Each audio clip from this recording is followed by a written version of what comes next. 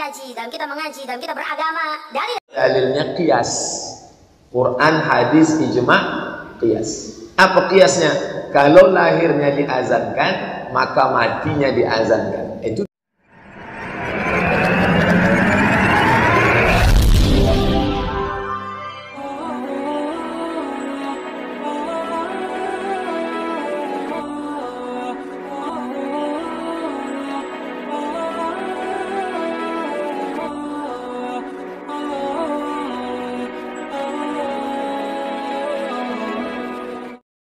Assalamualaikum warahmatullahi wabarakatuh.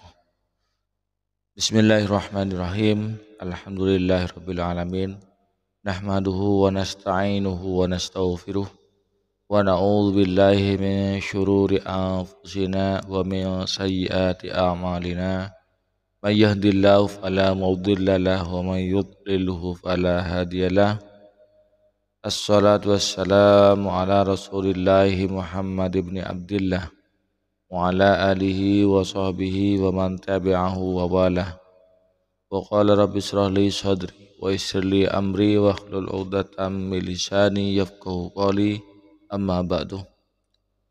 Pemirsa TSTV 414 yang dirahmati oleh Allah, Bapak Ibu sekalian, di kesempatan kali ini kita jumpa lagi di channel YouTube kami TSTV 414. Mudah-mudahan kita senantiasa mendapatkan lindungan dan rahmat dari Allah, juga mendapatkan taufik dan hidayahnya. Amin ya rabbal alamin. Pemirsa, sebelum saya melanjutkan konten ini menanggapi ceramah-ceramah Ustadz Wahabi, saya himbau kepada para pemirsa, Pak Ibu sekalian, khususnya saudara Salafi Wahabi ya, dalam menyimak video kami, disimak sampai selesai, ditonton videonya sampai full agar tidak terjadi kesalahpahaman. Dan insya Allah saya akan dalam konten ini akan saya janjikan dengan dalil-dalilnya dari ulama. Nah, percaya atau tidak, yang penting kami sudah sebagai pelengkap saya akan juga membacakan referensinya dari kitab apa nanti. Pemirsa dari TV, kita ya ketika ada orang meninggal ya, ini saya urut. Ketika orang meninggal, setelah kita taksiyah, kita mengiringi mayitnya sampai ke makam. Lalu sampai ke pemakaman itu biasanya ada yang artinya yang siap menerima mayit dari atas ya, di bawah itu yang ada, yang di kuburannya, yang di lubangnya itu. Setelah itu mayit dibaringkan di tanah menghadap kiblat, dibuka tali pocongnya, kemudian ada seorang yang pas paling pojok, paling pinggir, paling utara itu mengadani dan iqomahi. Ini sudah menjadi tradisi di kalangan NU, kalangan Ahlus Sunnah wal Jamaah. Bagi kami tidak ada masalah, karena sudah ada nas dari ulama, ada muqalah dari ulama. Ya namun ya biasa lah, yang namanya saudara-saudara kita dari Salafi Wahabi ini ya selalu sewot lah, heboh, nyinyir dengan amalia orang lain. Ini apa kesalahan Wahabi ini seperti ini.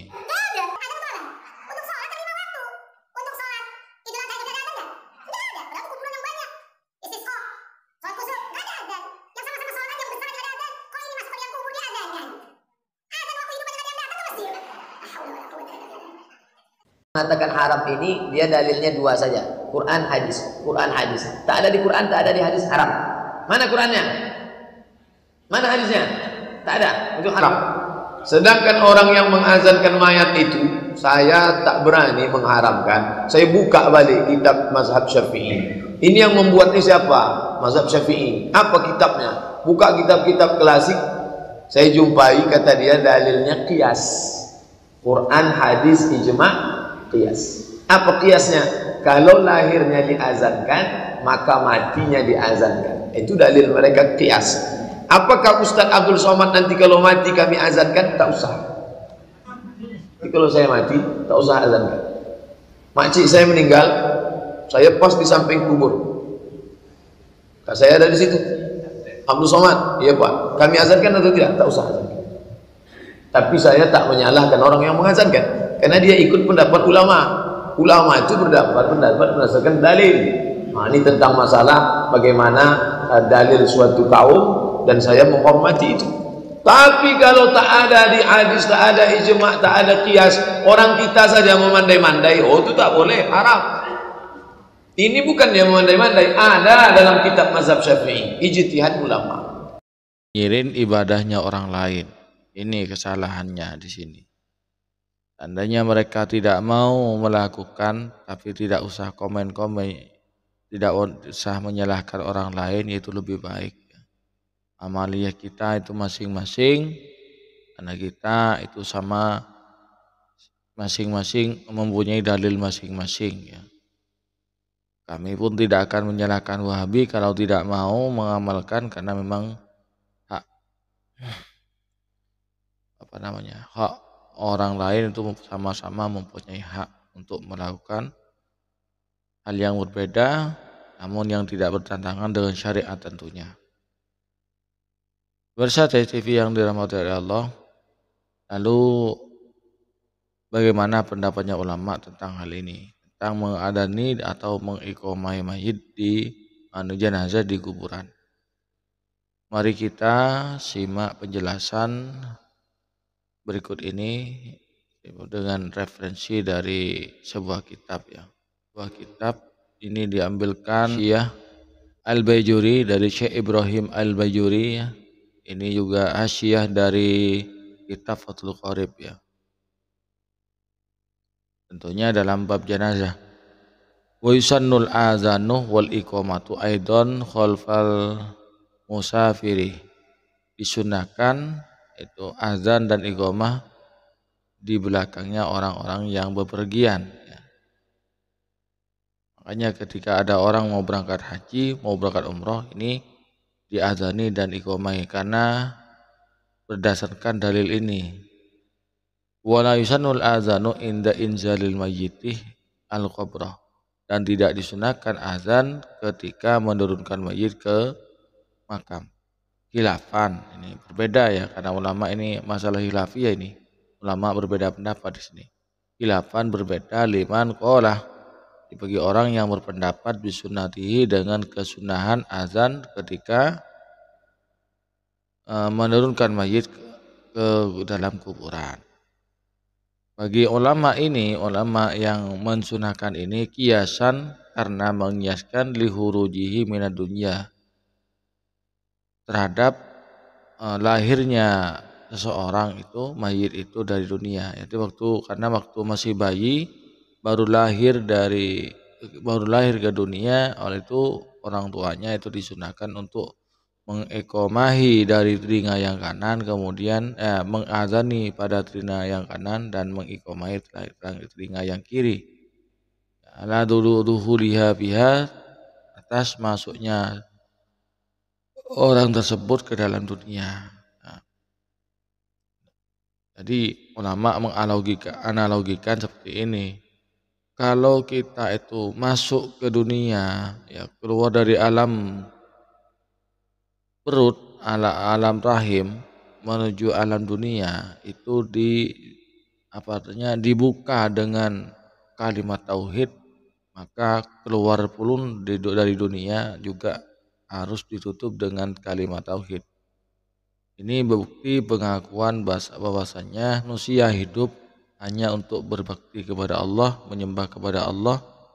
Sebagaimana firman Allah, "Wa ma khalaqatul jinna wal insa illa liya'budun." Saya tidak menciptakan jin dan manusia itu kecuali hanya untuk menyembah. Dari sini ulama mengkiaskan pada sunnahnya azan dan iqamah pada telinga seorang ketika baru lahir. Seperti itu. Ini qala Ibnu Hajar wa raddathu fi syarhil i'ab. Nah, Ini dikatakan oleh Syekh Ibnu Hajar dalam kitab Syarahnya I'ab. Lakin in wafaqa inzalahu al-qabrah bi adzanin, nah, jika berkesesuaian menurunkan mayit ke dalam kubur itu dengan sebuah adzan khufifa anhu bisual, maka pertanyaan si mayit dalam kuburan itu diringankan dengan barokahnya diadzani. Nah, ini dalil referensinya pemirsa ya.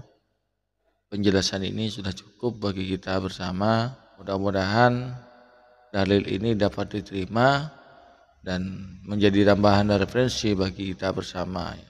Kepada pemirsa khususnya saudara-saudara Salafi Wahabi, ayo jangan saling menyalahkan ya. Kembali, ayo jangan saling menyalahkan, amalkan ibadah kita masing-masing sesuai pemahaman ulama, melalui pemahaman ulama kita masing-masing, itu lebih baik ya. Cocok tidak cocok amalannya amalia orang lain, lana a'maluna walakum a'malukum, bagi kami amal kami, bagi kalian amal kalian. Dalam agama pun kita itu kepada non muslim itu la ikraha fiddin, kita cuman wajib menyampaikan. Innama alaikal balagh, kita wajib menyampaikan, tidak boleh memaksakan. Karena yang menunjukkan, yang memberikan hidayah itu Allah. Apalagi kita di dalam sesama muslim, cuman beda imam, beda pemikiran, beda pendapat. Ayo saling menghargai masalah perbedaan pendapat ini. Demikian, mudah-mudahan bermanfaat. Pemirsa TV yang dirahmati Allah, demikianlah penjelasan kami tentang mengadzani atau dan mengiqomahi jenazah yang mau dikuburkan ya. Kami lakukan itu bukan asal-asalan, bukan tanpa dasar, memang karena sudah ada fatwa dari ulama kami. Yang mau mengamalkan monggo disilahkan, yang tidak mau jangan menyalahkan. Kita sama-sama mempunyai ulama. Amalkan, laksanakan syariat itu, pahami agama itu sesuai dengan ulama kita masing-masing. Tidak perlu saling menyalahkan atau saling menghujat. Adapun kami membantah ceramah-ceramah Ustadz Wahabi karena mereka itu menyerang NU, menyalah-nyalahkan NU itu. Dari saya, apabila ada saran kekurangan mohon maaf. Hadanallahu wa iyyakum, wabillahi taufiq wal hidayah. Wassalamualaikum warahmatullahi wabarakatuh.